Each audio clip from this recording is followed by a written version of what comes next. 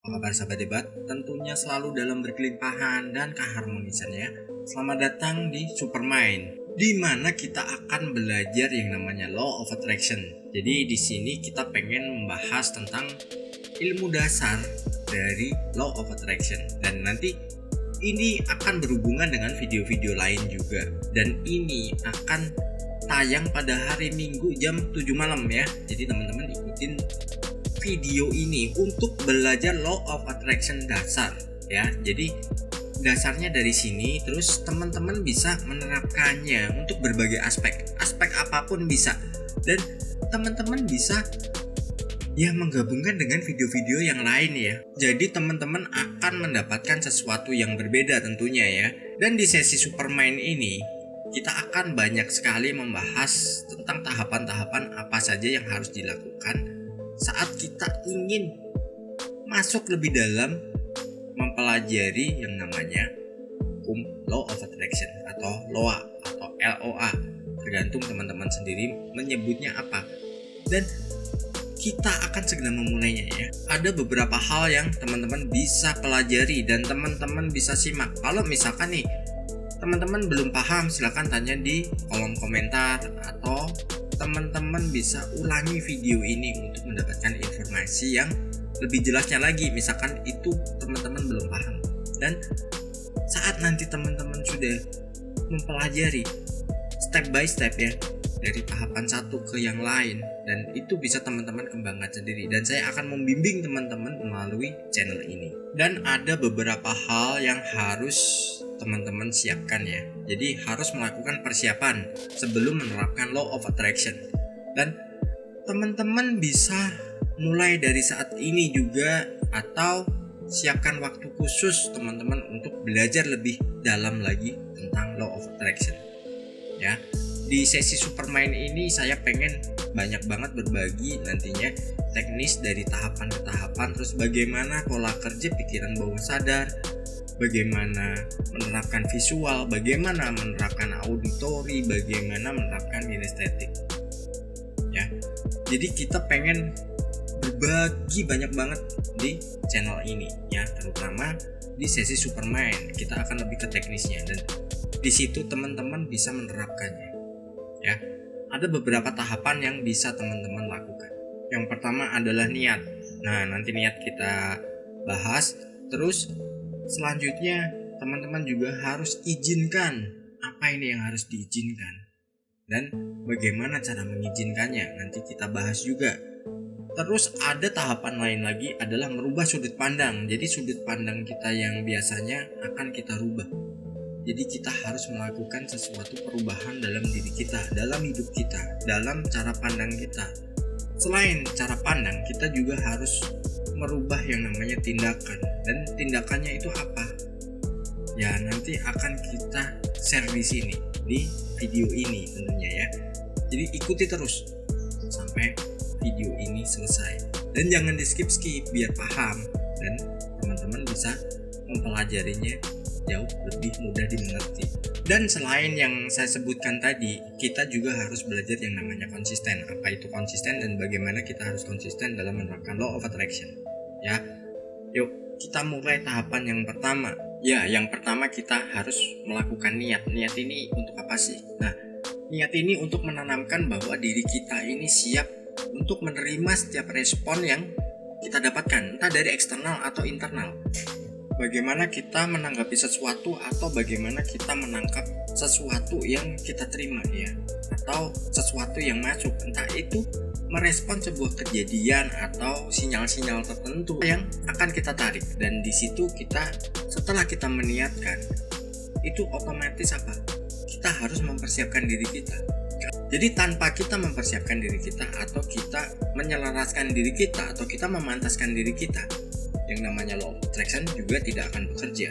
Karena saat pikiran bawah sadar kita bekerja, nah dari situlah penyesuaian itu akan datang. Jadi dari eksternalnya bagaimana, dari internalnya bagaimana. Dalam artian internal itu adalah dari diri kita sendiri, siap atau enggak. Kalau kita nggak siap, ya niat kita ini belum maksimal, kita belum melakukan yang namanya penanaman pada diri kita. Lalu yang kedua, kita juga harus mengizinkan apa yang harus kita izinkan? Yang kita izinkan adalah sesuatu program yang harus kita rubah, karena ini sebuah teknologi pikiran. Ya, pikiran bawah sadar ini merupakan sebuah teknologi yang canggih dan ini memiliki unlimited untuk jangkauannya. Jadi kayak semacam sesuatu yang secara logika itu nggak mungkin, tapi bagi bawah sadar itu adalah hal yang sangat mudah dan itu sangat mungkin. Dan begini, misalkan kita sudah mengizinkan diri kita, terus program-program lama yang ada dalam diri kita itu akan dirubah. Biasanya terjadi pertentangan di situ antara ya atau tidak. Kalau kita tidak merubah atau kita memprogram ulang dari program-program lama kita yang sudah tertanam mungkin bertahun-tahun lamanya ya, yang udah mengkristal pada diri kita, kita tidak mengizinkan itu dan nggak mengizinkan perubahan itu terjadi, ya sama aja kita akan hidup yang ya statis seperti itu. Jadi akan gitu-gitu aja, nggak ada perubahan yang signifikan.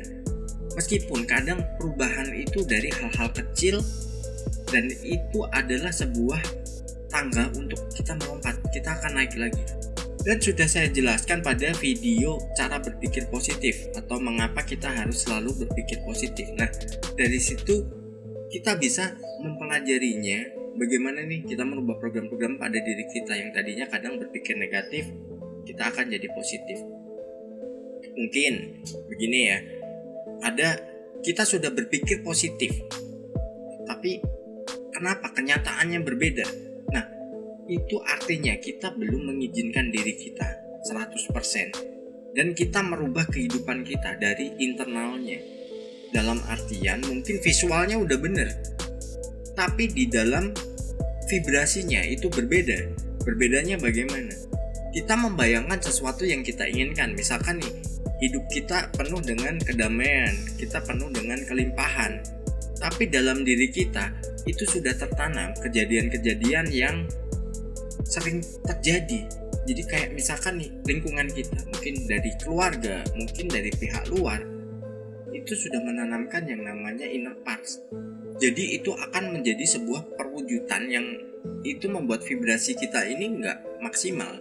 Vibrasi kita ini nggak akan memberikan keselarasan dengan visual kita. Aduh, mana mungkin, atau aduh, apa iya? Di dalam vibrasi kita memiliki kekuatan 5000 kali lipat lebih kuat dari visual kita. Jadi misalkan nih, kita berpikirnya pengen sesuatu yang nyaman dalam kehidupan atau merubah pola dalam kehidupan rumah tangga kita. Itu seperti apa? Mungkin ada orang-orang di sekitar kita yang selalu berpikirnya negatif atau menganggap sesuatu itu nggak mungkin. Ya, itu eliminasi aja, tinggalkan hal seperti itu. Fokus pada diri sendiri, fokus pada apa yang kita inginkan. Jadi kita izinkan diri kita untuk diprogram ulang. Sejenak lupakan mereka. Sejenak kita harus melupakan hal-hal yang sudah menjadi kebiasaan, menjadi sebuah repetisi yang sudah tertanam bertahun-tahun. Mungkin dari pasangan kita sendiri ada yang berpikiran negatif, mungkin dari orang tua kita berpikiran negatif, mungkin bagi yang sudah berkeluarga, mungkin dari pihak mertuanya ada berpikiran negatif. Nah, dari situ itu yang akan membuat vibrasi kita ini lemah. Jadi apa yang kita visualkan itu justru sebaliknya. Jadi dalam vibrasi kita itu ketakutan-ketakutan yang kita rasakan. Ya. Jadi saat kita sudah melakukan hal seperti itu, harus selaras antara visual dan yang namanya vibrasi, harus sama. Kita lanjut. Lalu kita juga harus merubah yang namanya sudut pandang. Ya, ini poin ketiga. Dan sudut pandang ini biasanya gini. Saat sebuah kejadian yang kita alami, mungkin kita berpikirnya itu adalah sebuah kesialan atau itu sebuah hambatan. Tapi di sisi lain, kalau kita merubah sudut pandang kita, oh, aku disuruh jeda sejenak, dan di balik ini akan ada sesuatu yang lebih baik. Jadi kita jeda sejenak untuk melihat, jangan memutuskan saat itu. Jadi kita harus melihat apa yang sudah kita alami itu dari sudut pandang yang lain. Dan dari situ, itu tadi karena kita udah meniatkan dan kita mengizinkan. Kalau kita sudah merubah sudut pandang, Ya dari situ kita akan merubah pola hidup kita juga, dan setelah itu kita bisa berjalan dengan yang namanya kelancaran. Lancar dalam apa?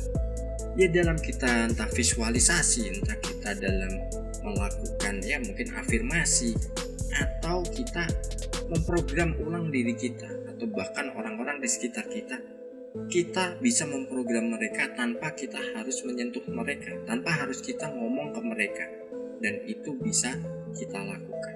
Ya, ubah dulu sudut pandangnya. Setelah kita meniatkan, kita mengizinkan, ubah sudut pandang. Itu pasti di baliknya ada sesuatu yang membuat kita ini jauh lebih nyaman. Nah, setelah kita meniatkan, kita mengizinkan, kita merubah sudut pandang, lalu kita tinggal merubah tindakan. Yang tindakannya mungkin tadinya suka marah-marah, suka jengkel, kita rubah. Jadi kita bisa merubahnya ya, mulai dari sedikit demi sedikit ya. Yang penting bagaimana Anda nyaman menjalaninya. Terus setelah kita merubah tindakan kita, apa yang terjadi? Karena dengan merubah tindakan, kita sudah mempersiapkan diri kita. Karena begini, dari sebuah tindakan itu akan membentuk sebuah realita. Kita sudah meniatkan, kita sudah mengizinkan, kita sudah merubah sudut pandang, dan kita merubah yang namanya tindakan. Justru itu yang akan membuat kita lebih siap dalam menyambut realita baru. Realita apa? Ya sesuai apa yang sudah kita inginkan, apa yang sudah kita gambarkan.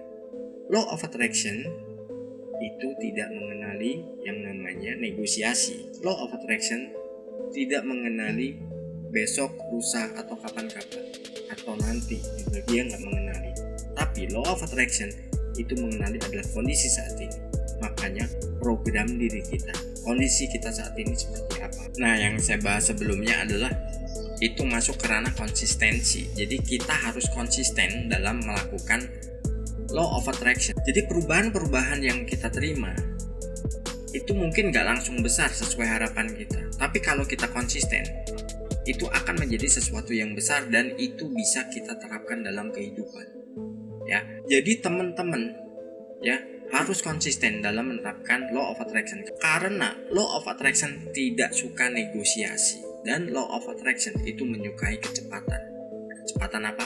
Dalam kita meraihnya, dalam kita mengambilnya. So, jadi kesimpulannya adalah kita harus senantiasa berpikir positif, dan kita selalu belajar dalam menangkap sebuah respon. Respon itu bisa dari mana saja, bisa dari semesta, bisa dari lingkungan, bisa dari diri kita sendiri, dan itu nanti di materi-materi selanjutnya akan kita bahas ya. Sukses berkelimpahan.